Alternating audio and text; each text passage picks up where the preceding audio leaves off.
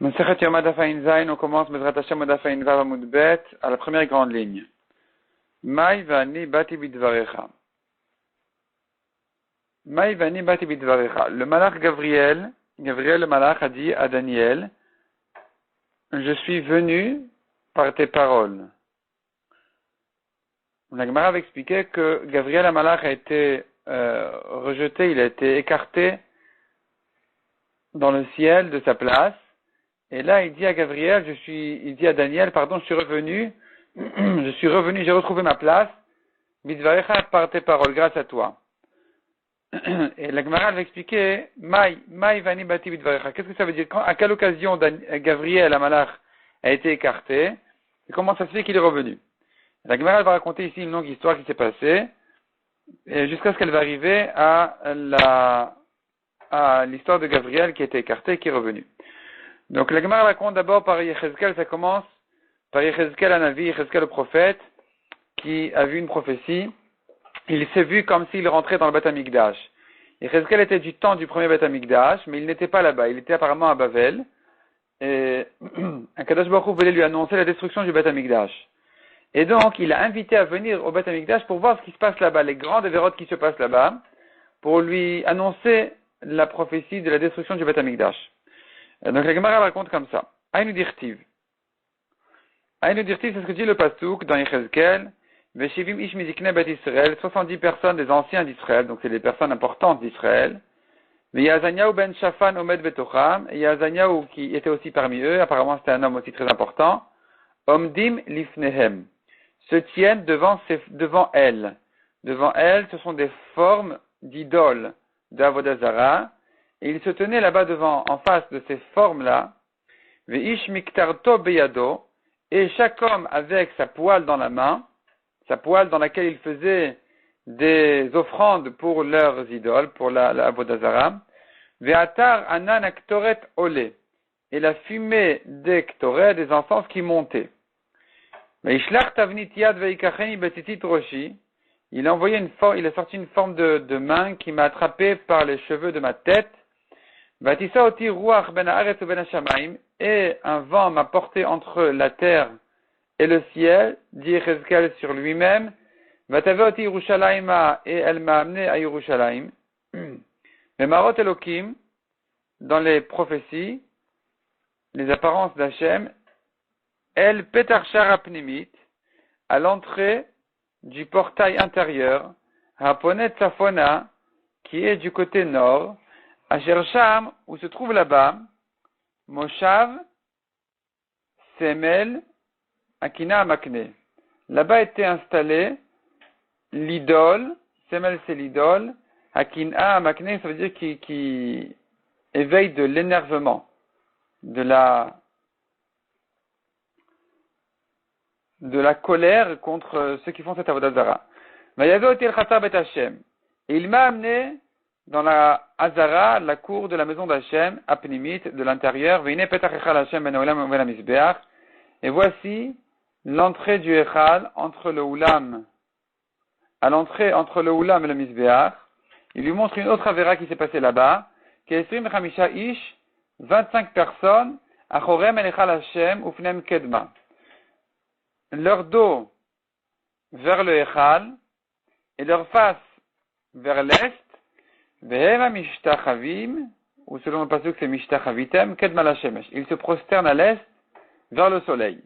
Donc il se trouve dans le Mikdash, dans la Hazara, il donne dos au Echal, et il regarde l'est, parce que le Echal était à l'ouest, ils sont dirigés vers l'est pour se prosterner vers le soleil. Se prosterner au soleil en fait. Mimash Mashenemar, et se pose la question sur le pasuk, puisque le pasuk m'a dit déjà Ufnem Kedma, leur tête était dirigée vers l'est. Et ni Odea Sheachorem el Echal Hashem, est-ce que je ne sais pas que donc automatiquement leur dos était vers le Echal? Et la Matalmud de Mare Achorem el Echal Hashem. Pourquoi le pasuk met un accent sur le fait qu'il donnait dos au Echal?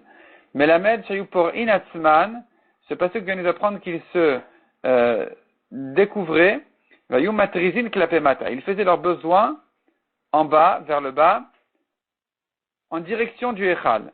Tout ça en se prosternant vers le soleil. Donc c'est vraiment la colère, la grande colère qui était éveillée, qui s'est éveillé de ce comportement insupportable dans le Echal, qui d'une part se prosterne vers le soleil, au soleil, et d'autre part, avec cette insolence insupportable, ils se permettaient de faire leurs besoins comme ça en direction du Echal. Amar la Kadosh Baruch Hu le Michael, la Kadosh Baruch Hu a dit à Michael, à Malach, Michael, Sakra ou Matra, écoute Michael, ta nation a mal tourné. Amar Lefanav, il a dit, Ribono Shalala, maître du monde, Dayol Atovim Shebem. Il est suffisant de garder les bons d'entre eux. Amar Lani Soref Otam Velatovim Shebem. Akadosh Baruch Hu a dit, je les brûle eux et les tzadikim qui sont parmi eux. Miyad, tout de suite, Vayomer Elaish Levu Shabadim. Il a dit, Hachem, à l'homme qui était vêtu de blanc, de lin, ça fait allusion à Gabriel Amalach. Vayomer, il lui a dit, Bo el binot la galgal, el tachat la krouv. Viens, approche-toi ici. El binot la galgal, c'est un endroit dans les malachim. El tachat la krouv en dessous du krouv, c'est aussi encore une forme dans le ciel. Umeloch ofnecha gachal esh, remplis tes mains de braise ardente, de braise de feu. Mi binot la krouvim, d'entre les krouvim, dans le ciel. Uzrok alaïr, et jette les braises de feu sur la ville de Yerushalayim. Vayavol enai, et il est venu à mes yeux, dit Yechezkel, j'ai vu Gabriel s'approcher pour prendre les braises. Miyad, vayishlach akrouv et yadom ibinot akruvim. Tout de suite, qu'est-ce qui s'est passé? Le krouv, qui était une sorte de malach, a envoyé sa main, mibinot akruvim, d'entre les krouvim dans le ciel, et la esh, asher binot akruvim, vers le feu qui était entre les krouvim.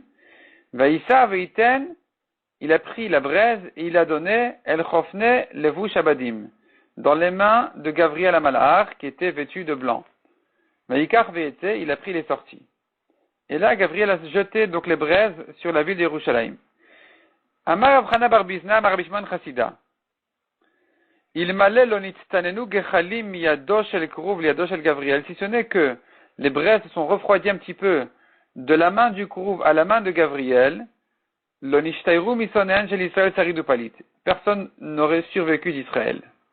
De ce feu-là qui serait tombé du ciel sur eux. Donc il a fallu que la braise se refroidisse un petit peu de la main du krouv à la main de Gabriel et pas que Gabriel la prenne directement. Alors que Gabriel a été ordonné de prendre directement les braises. Il n'a pas fait comme ça. Uktiv, le pasuk dit encore, Veine aish levu shabadim asher hakeset bemotnav, et voici l'homme vêtu de blanc, donc Gabriel, asher hakeset bemotnav, qui avait à sa taille, keset c'est je pense, un étui d'encre, Meshiv davar les morts, qui répond en disant, Asiti kasher tivitani, j'ai fait ce que tu m'as ordonné. Amar Rabbi Yochanan be'ota sha'a otziu le Gabriel me'achorei ha'pargod. À ce moment-là, on a sorti Gabriel derrière le rideau. Il a perdu sa place, il était écarté. U'machyu shitin pulse denura. Et on l'a frappé 60 coups de feu. 60 coups de bâton de feu, il a reçu pour ce qu'il a dit. Amroul, et on lui a dit, le havdat. Si tu n'as pas obéi à ce que tu étais ordonné, tu n'as pas obéi. C'est une chose. Donc, si tu n'as pas obéi, ça peut se comprendre. Peut-être que tu préférais attendre que, entre-temps, la colère céleste se calme un petit peu. Peut-être qu'ils vont faire tchouva ou qu'il se passe quelque chose pour que le mauvais décret s'annule ou au moins ne soit pas aussi fort que ça. Mais, avdat, si tu fais ce qu'on t'a dit de faire, amay le avdat que des pakdour. Pour quelle raison tu n'as pas fait comme ce qu'on t'a ordonné exactement? C'est-à-dire, tu aurais dû prendre toi-même de tes propres mains les braises pour les jeter sur la ville. Et tu n'as pas fait comme ça. Tu les as reçues du krouv qui les a prises. Ve'od, des avdat. Et si, une fois que tu as fait déjà, letlach en meshivin à la kalkala, est-ce que tu ne connais pas le principe qui dit de ne pas répondre sur les mauvaises choses? C'est-à-dire, tu as fait, au moins tais-toi, ne dis pas j'ai fait. Pourquoi tu viens annoncer une telle chose difficile? Une telle nouvelle mauvaise. Donc Gabriel a perdu sa place. Et maintenant, une fois que la ville de Yerushalayim a reçu les braises, c'est terminé. Elle est brûlée. Et maintenant, celui qui va prendre la hauteur dans le ciel, c'est le ministre des Goïm. Aïtoua le Dovikel Sarah de Parsaï. On a amené le malach des Perses au ciel, Vukme Becharike, et il est rentré à sa place. Donc, il a perdu sa place, Gabriel a perdu sa place, et celui maintenant qui a pris sa place, c'est le malach des Goïm des Perses. Meshimesh Esrim Bechadiom, et il a servi dans le ciel 21 jours. Aïlu Dirtiv, c'est ce que dit le Pasuk, Vesar Malchut Paras Omed Lenegdi, et voici, on revient à Daniel, voici le malach des Perses qui se tient devant moi, Esrim Bechadiom 21 jours. Et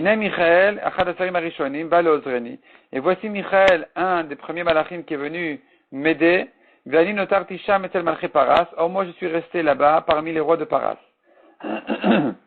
Yahavoulé, on lui a donné au malach de Paras, des Perses, Esrin Vechad Malché, 21 rois.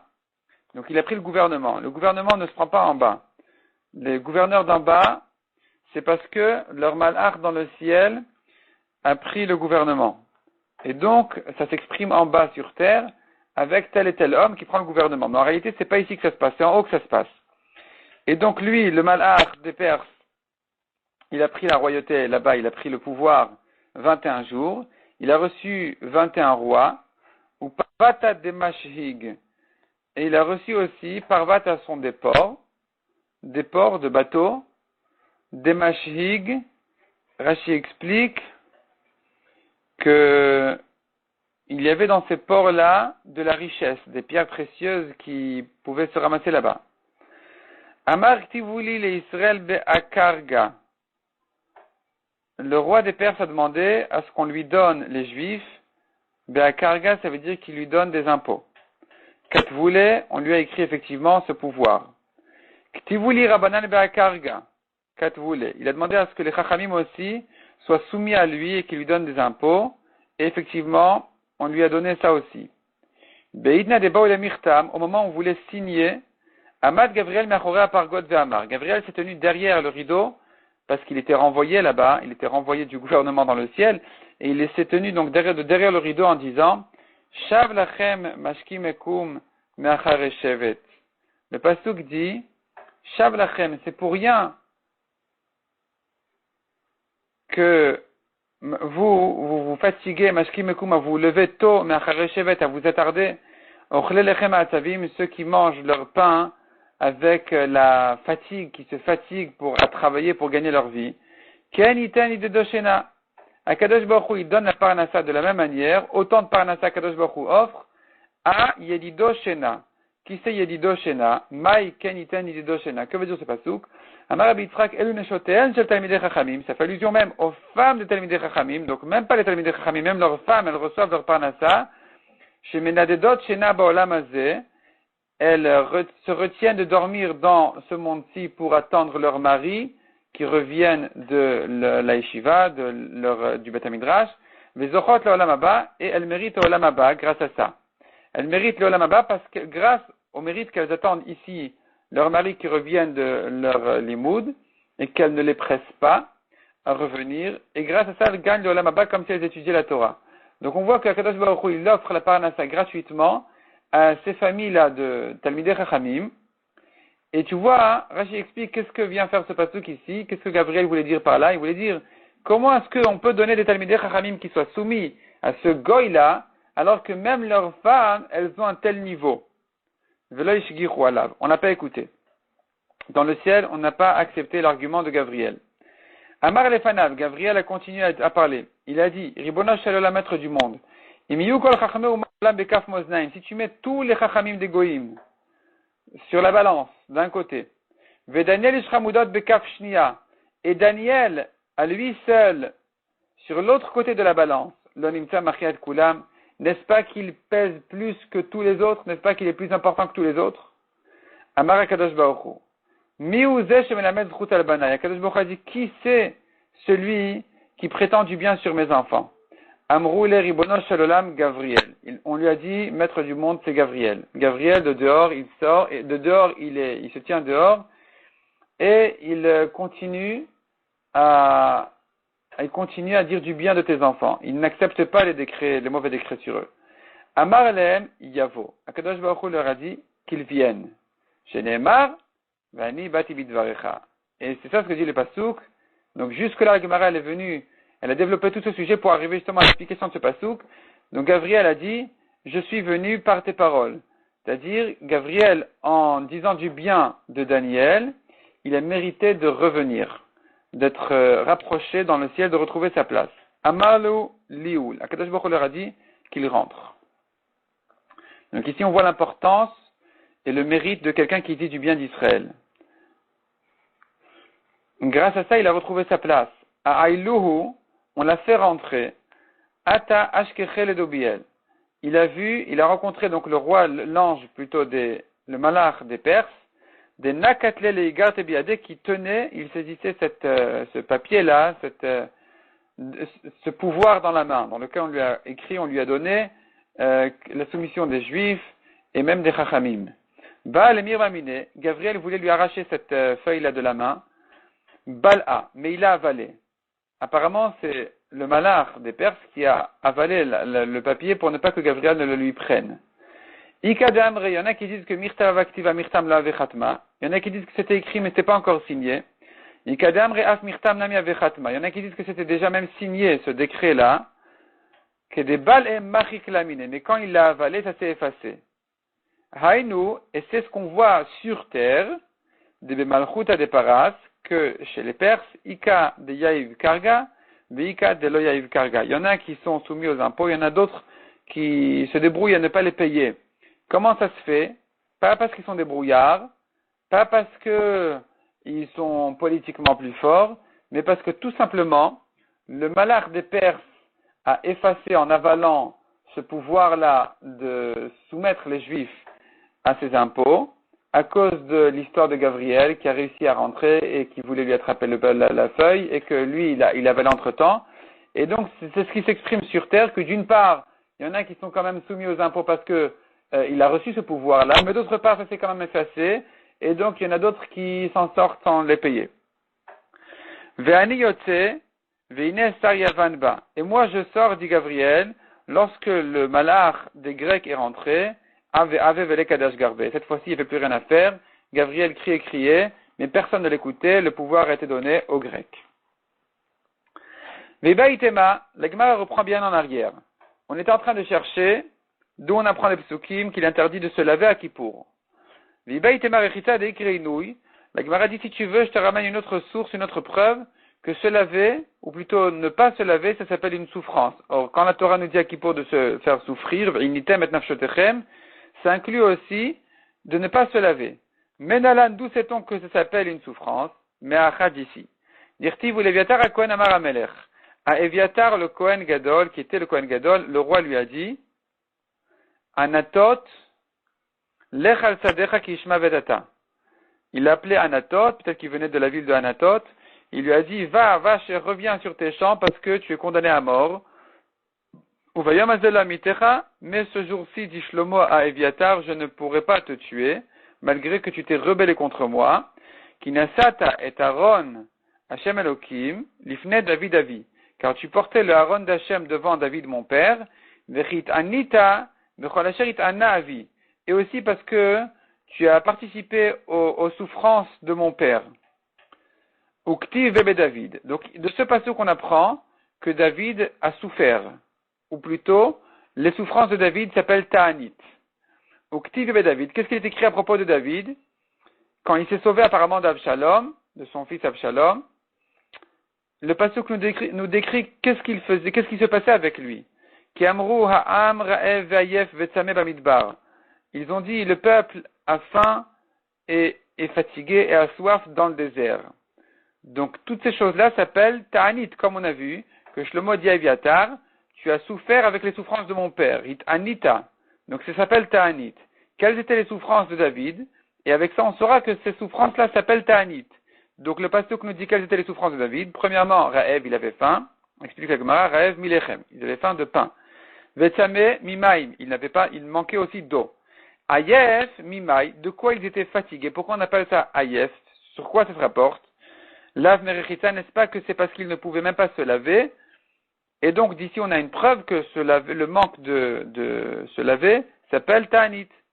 La Gemara repousse en disant non, Vedilma mineilat sandal. Peut-être qu'il n'avait pas de chaussures. Et c'est ça la souffrance qu'on appelle ici ayef. Et la marabitrak meacha. Répond la Gemara d'ici, le pasuk dit, Maim karim al nefesh ayefa.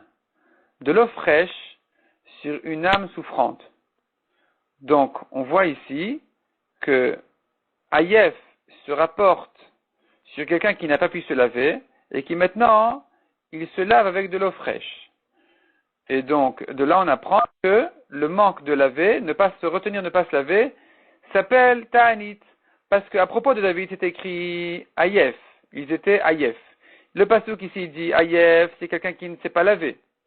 Or, sur David, où c'est écrit ayef, qui veut dire qu'il ne s'est pas lavé, c'est écrit là-bas ta'anit. Donc, tu vois que ne pas se laver s'appelle un inouï. De là, on apprend qu'à Kippour, il est interdit de se laver.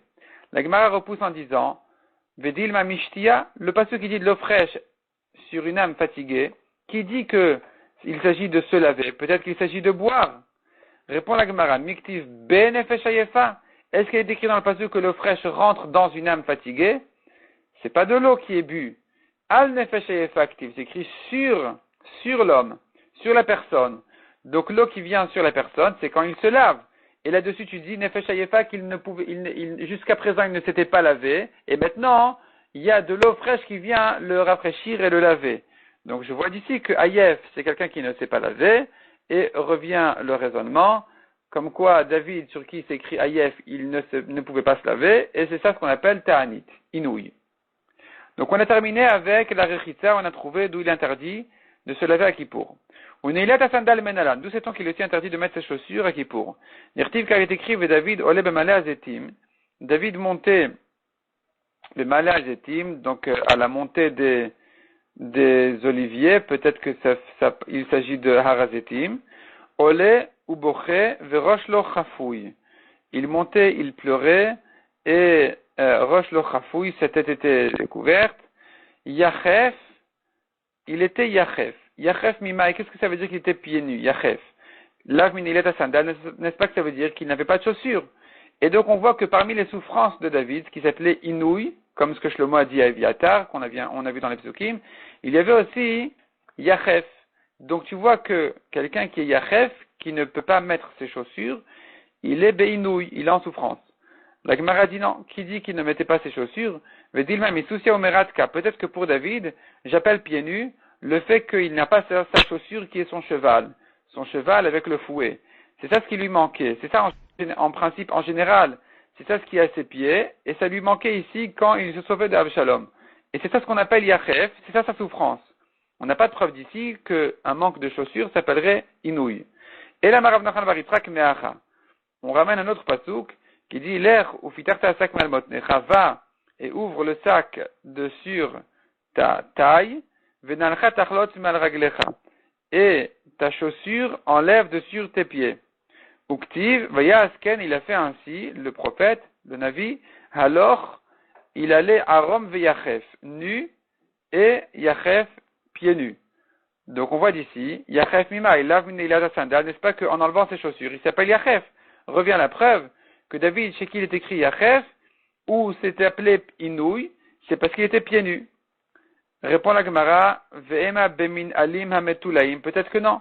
Yachef ici, c'est pas qu'il était vraiment pieds nus, c'est qu'il avait des chaussures déchirées avec des réparations, et c'est ça ce qu'on appelle yachef. Dis le temari, car si tu ne dis pas comme ça, arom amash, quand on a dit il était nu, est-ce que ça veut dire vraiment il était nu?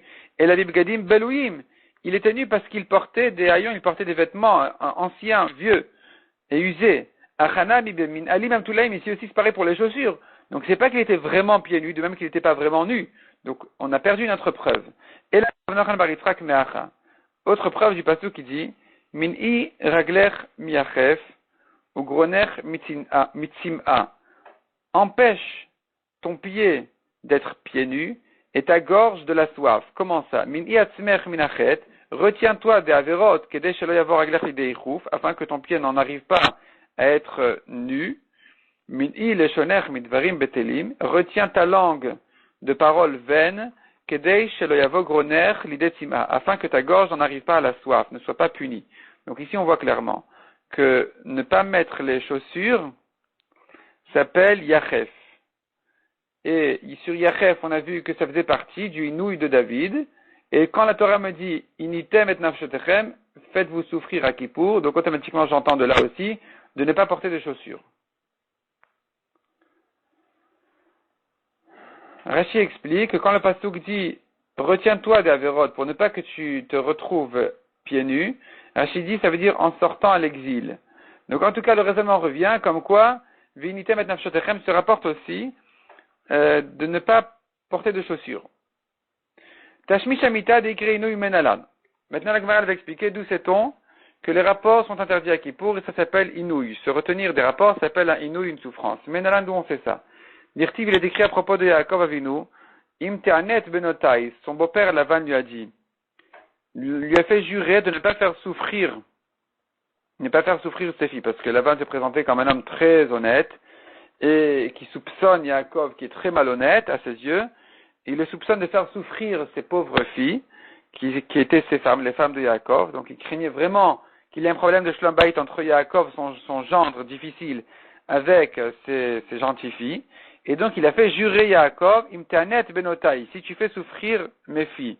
Mais imtikar nashim, on tourne la page, à imtikar nashim, si tu prends d'autres femmes de plus que mes filles.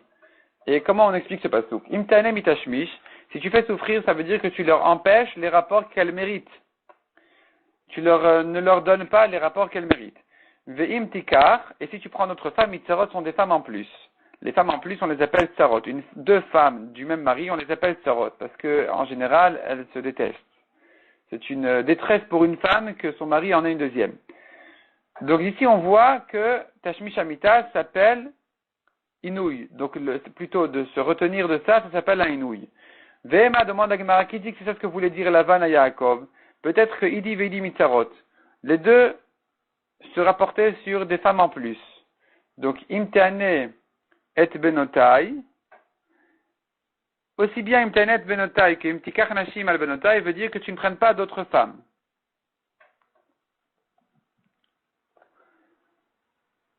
Chad, comment ça? Pourquoi cette répétition alors? Avant ça dit la Gemara, Miktiv Imtikach ve Imtikach. Est-ce que c'est une explication dans le pasuk qui lui dit si tu fais souffrir mes filles en prenant d'autres femmes, si tu prends d'autres femmes, c'est pas écrit comme ça. Ve'im tikarktiv, c'est écrit et si tu prends d'autres femmes. Donc ce sont deux choses différentes. Si tu fais souffrir mes filles, c'est une chose, et si tu prends d'autres femmes, c'est une autre chose. Comment faire souffrir ces filles? En ne leur donnant pas les rapports qu'elles méritent. Ve'ema demande à Gemara, idi ve'idi mitzarot. Peut-être que non, les deux psukim se rapportent sur tsarot, sur d'autres femmes. Comment ça? Chad et tsarot idée, v'chad et tsarot atian mele me'alma. Un pasuk, une souffrance à mes filles, c'est si tu prends d'autres femmes, c'est-à-dire que si tu égalises l'importance des servantes qui étaient Bila et Zilpa, qui étaient déjà mariées à Yaakov, aux premières femmes qui étaient Rachel et Léa, qui étaient les femmes importantes. Ça, c'est la souffrance. Et si tu prends encore d'autres femmes, ça aussi, je te fais jurer de ne pas le faire. Donc ça, c'est Chal et Tsarot d'idée.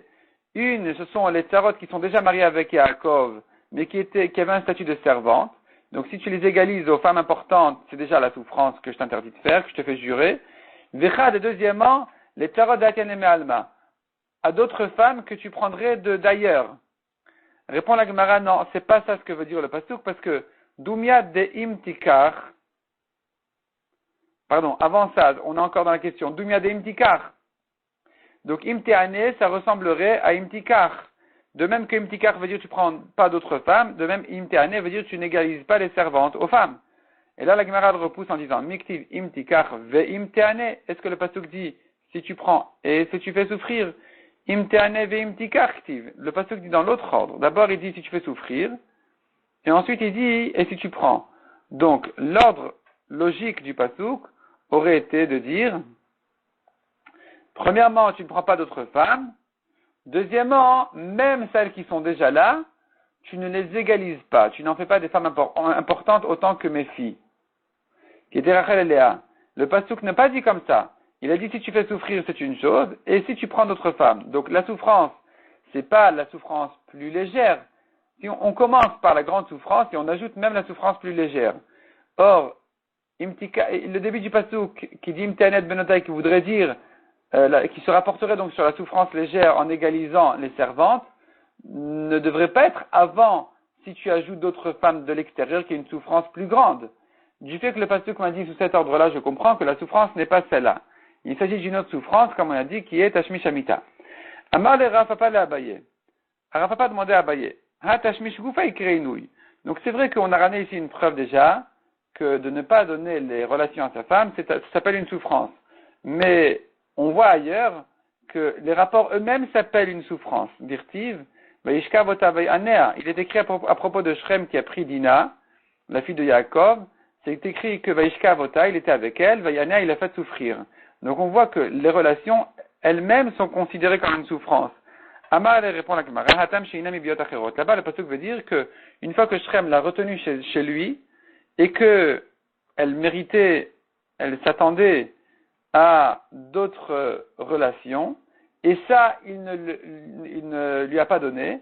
C'est ça la souffrance que dit le pasuk ici. C'est-à-dire, elle était déjà en quelque sorte mariée avec lui et il ne lui accordait pas toute l'attention et les relations qu'elle méritait. C'est ça ce qu'on appelle ici une souffrance.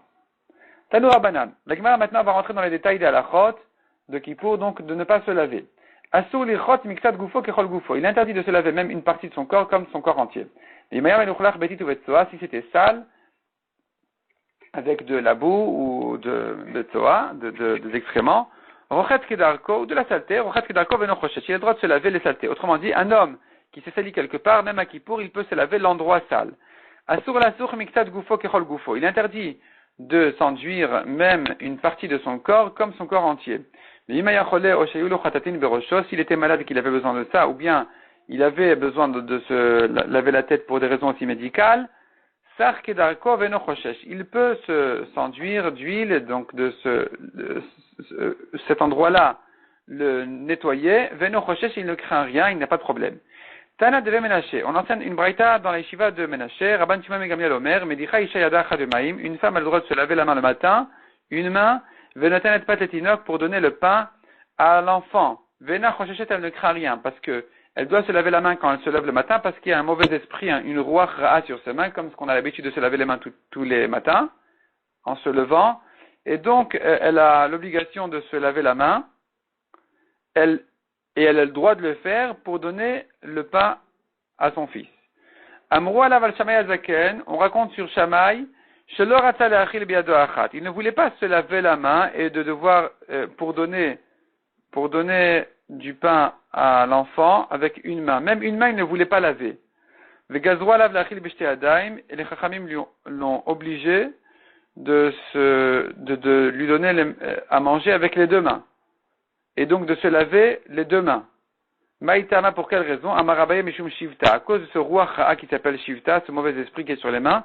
Et les Chachamim ne voulaient pas que Shammai soit mahmir à ne pas se laver la main en se levant le matin, et donc il ne puisse pas donner à manger à son enfant. Il y avait ici un problème de pikuach nefesh. L'enfant était obligé de manger pour ne pas rentrer dans des problèmes de danger. Et donc les Chachamim lui ont obligé de se laver même les deux mains. Tanoura Banan, Olech Lakvil Pnei Aviv ou Pnei Rabo. Un homme qui va voir son père ou son maître à Kippour, au Pnei Mishegadol Mimenu, ou bien un homme qui est plus important que lui, donc il a une mitzvah d'aller le voir, et on est en plein Kippour, il doit traverser le fleuve. Over Atzavaro Bemaim Veno Choshesh. Il peut traverser le fleuve même jusqu'à son cou dans l'eau, et il ne craint rien, ça ne s'appelle pas se laver, c'est permis. Ibayaleu, on s'est posé la question, Harav etel Talmid Mai, le maître qui vient voir son élève, est-ce qu'il a le droit aussi de traverser le fleuve ou pas? Tashma Amar Avitrak Bar Chana. Ravitrak a dit, Ana chazit el zeiri de Hazal, le gaber Ravchia Barashi Talmide. J'ai vu Zeiri caler chez son élève Ravchia Barashi en traversant l'eau. Ravashi Amar, Ravashi dit, l'histoire s'est passée autrement. Haou, Ravchia Barashi, hu de Hazal le gaber de Zeiri Rabbe. Ce qui s'est passé ici, c'est que Ravchia, c'est lui qui est allé voir Zeiri, son maître, en traversant l'eau. Rava Shara Livne Veriamina, les Ma'avar Bemaya, Rava a permis à ceux qui étaient du côté Yemina de droit, de traverser l'eau, les natour et péré, pour aller garder, surveiller leurs fruits. Donc il leur a permis de traverser le fleuve pour surveiller leurs fruits. Ils avaient des vergers là-bas, il leur a permis de traverser le fleuve. même à Kippour. Amar le Abaye le Rabba. Abaye a dit à Rabba, Tanya de Messayalach. Donc, apparemment, cette histoire s'est passée avec Rabba. Pardon, j'ai mal lu. Cette histoire s'est passée avec Rava, et Abaye a dit à Rava, Amar le Abaye le Rava, Tanya de Messayalach. J'ai une braïta qui est la preuve pour la lacha le psak que tu leur as donné, la lacha que tu leur as tranché, qu'il leur était permis d'aller surveiller, même en traversant le fleuve, en plein Kippour. Shomre Pero a dit la braïta, ceux qui doivent surveiller leur verger, Ovrin ad Savaran Bamaim Ven Choshishin. Ils peuvent traverser le fleuve, même jusqu'à leur cou dans l'eau, et ils ne craignent rien, il n'y a pas de problème. Rav Yosef Sharalo Levne Beit Tarbou, Rav Yosef a permis aux gens de Tarbou, les Me'avar Bemaya, de traverser l'eau, les mettaient les pirka pour écouter la dracha, à Kippour. À Kippour, il y avait une dracha, et ils voulaient venir à la dracha, il leur a permis même de traverser le fleuve. Les Mezal Lo Sharaleo, mais il ne leur a pas permis de rentrer ensuite pour retraverser l'eau pour rentrer chez eux. Amar le Abaye, Mikenat Amarshilana Tidlavo, Abaye lui a dit, si c'est comme ça, ils vont plus venir. Si tu leur permets de venir et pas de rentrer chez eux, tu leur permets l'aller mais pas le retour, eh bien ils vont pas venir. Il faut leur permettre le retour aussi parce que ça fait partie de la mitzvah d'écouter la dracha. Ikad Amre, il y en a qui disent que Sharalo le Meite ve Sharalo le Meizal. Il leur a permis et de venir et de revenir. Et de venir à la dracha et de retourner chez eux. Amar le Abaye, et Abaye a dit à Rav Yosef, selon cette version de l'histoire, Bish la malemete lachie, je comprends que tu leur permets de venir. Et là, les Meizal Maïtama, mais de retourner chez eux, pourquoi tu leur permets? Il lui a répondu que afin que tu ne leur empêches pas de venir la prochaine fois, en disant oui, la dernière fois on est venu, on est resté coincé là-bas, on ne pouvait plus retourner. Donc il faut leur permettre de retourner de manière à ce qu'ils ne se gênent pas de venir. Rav Yehuda ve Rav Shmuel bar Rav Yehuda. Rav Yehuda et son fils Rav Shmuel, Abukaime Aguda Denar, Perat. Ils se tenaient d'un côté du fleuve de Perat.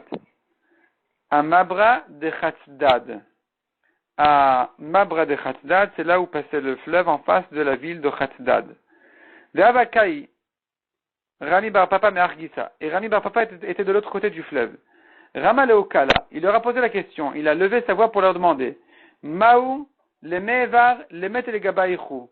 Qu'est-ce qu'il en est en plein Kippour maintenant que je traverse le fleuve pour venir chez vous?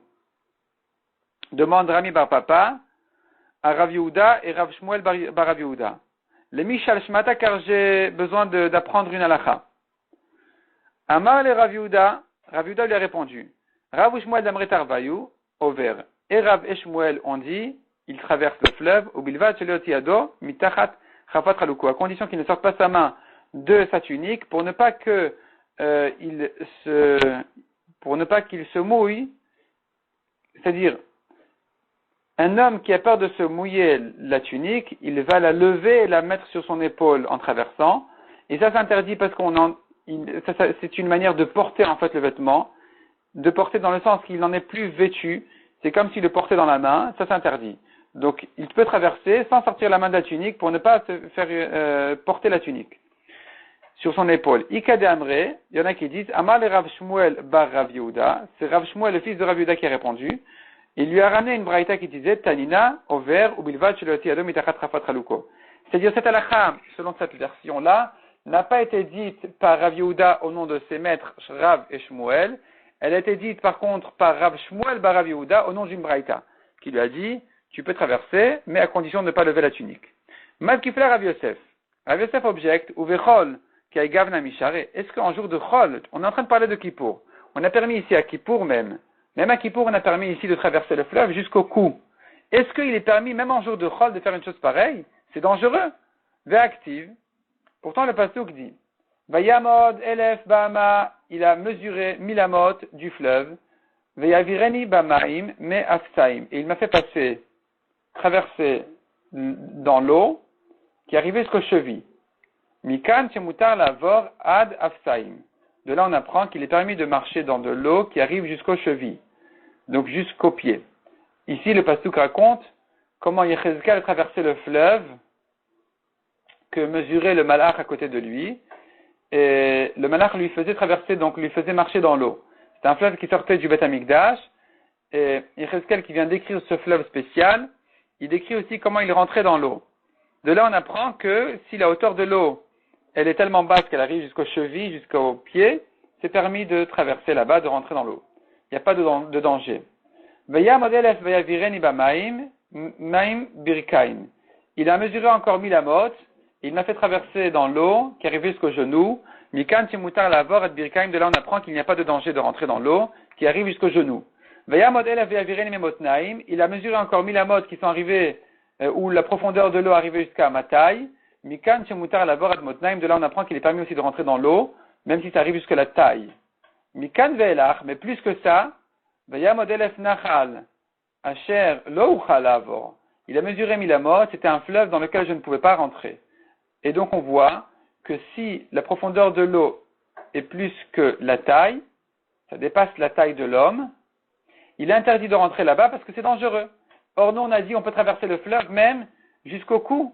Amar Abaye répond la Gemara, Shani Nachal de Redif et Maya. Dans le fleuve en question, il y avait du courant, c'était un fleuve qui était plus dangereux. Et donc ici c'est interdit. Peut-être qu'il était permis de rentrer dans un endroit pareil en nageant. Talmud Lomar, qui gaou amaim mesachu. L'eau se sont renforcées et montées, mesachu. Maï mesachu, que veut dire mesachu? Shiuta. Shiuta, c'est la nage. Sheken korin le shaita saïcha. On appelle shiuta saïcha qui est la nage, donc il était interdit de nager, même de nager là-bas, parce que l'eau était dangereuse à cause de la profondeur avec les courants qu'il y avait dans l'eau. Peut-être qu'il était permis de traverser avec une petite barque. Talmud Lomar, Bal Telechbo Onishait. On ne pouvait pas rentrer là-bas avec une barque. Peut-être qu'avec un grand bateau, il était permis de rentrer là-bas. Talmud Lomar, Veti Adir Loya Avrenu. Un grand bateau ne pouvait pas rentrer et traverser l'eau. Maïmashma, comment on voit ça du pasouk? Quel rapport entre Ti Adir et un grand bateau? Kedimitargam Rav Yosef. Rav Yosef traduit ce pasouk en disant Lo tezil be besfinat saïdin. Tu ne peux pas rentrer là-bas besfinat saïdin avec un petit bateau de pêcheur. Ou burni rabti lo teguzena. Et d'ailleurs, un grand bateau non plus ne peut pas traverser cette eau-là. Amar Rabbi Yehuda ben Pazi. As malach hamavet ano reshut lavor betocho. Même le malach hamavet n'a pas le droit de traverser ce fleuve-là qui va sortir du Bet Amikdash quand Mashiach viendra. Donc c'est ça. Ktivacha bal telech bo nishait. Ici le pasuk dit que ne peut pas aller là-bas un bateau shait. Ou ktivatam mishut baret. À propos du malach hamavet, on a la même expression mishut baret qui est revenu de shut baret. Donc le mot shait et shut se ressemblent. De là on apprend que même le malach hamavet n'a pas le droit de traverser ce fleuve-là. Amar Pinchas Mishum Ravuna Tipora, Mayan Ayotse, Mibet Kodesh Kodashim, la source qui sort du Kodesh Kodashim. Batrila, Domel Kanech Agavim. Au début, c'est très fin, ça ressemble à des cornes de sauterelle. Kevan Shigia le Petach Echal, dès que l'eau, la source arrive à l'entrée du Echal, Naasa Kechut Shel Shti. Kevan Shigia le Ula, Naasa Kechut Shel Erev. Donc, dès qu'il arrive au Petach Echal, à l'entrée du Echal, ça devient comme un fil de couture qui est très fin. Kevan Shegia le Ulam, quand il arrive au Ulam, Nasa Kechut Shel Erev, l'eau s'élargit plus, ça devient comme un fil un peu plus épais de couture. Shti Erev, c'est la chaîne et la trame. Kevan Shegia el Petach Hazara, Nasa Kepi Par Katan. Une fois que cette source-là arrive à l'entrée de la Hazara, du Bet Amikdash, ça s'élargit encore un petit peu, comme l'eau qui coule d'une petite cruche. Ve'ainu detnan, c'est ce que dit la Mishnah. Rabbi Eliezer ben Yaakov Omer, Maim mefakin, atidin liyot yotzin mitachat miftan abayit. Maim mefakin sont de l'eau, mefakin qui sortent comme, un petit peu comme d'un par, d'une cruche. Donc, atidin liyot yotzin vont sortir mitachat miftan abayit dans dessous du seuil du Bet Amikdash. Mikan ve'elach, plus loin que ça, ayamit gaber ve'ole, la source se renforce et va de plus en plus fort, grand, profond, large, Hachemagia le Petach Bet David, jusqu'à ce que ça arrive à l'entrée de la maison de David.